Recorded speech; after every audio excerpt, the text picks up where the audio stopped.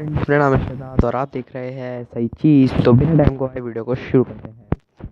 तो ये रहा अमेज़ोन का बॉक्स। तो ये तो वैसे खाली बॉक्स है, तो इसको खोलते हैं। तो खोलने पे सबसे पहले आपको मिलेगा एक HMT। ये रहा बॉक्स, प्लास्टिक बॉक्स। इसको साइड करते हैं हम बॉक्स को।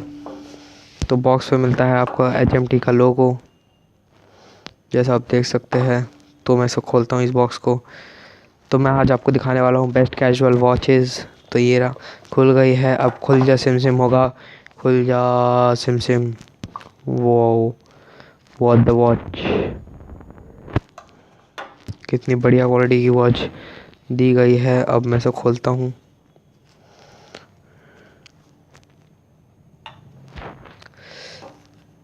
तो ये मैंने खोल ली है वॉच के 2 मिनट।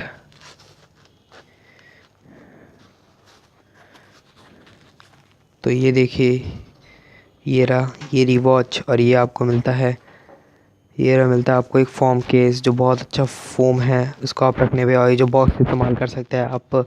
तो मैं फ़ोम को साइड में रखता हूँ और चलता है हम अपने मेन पे।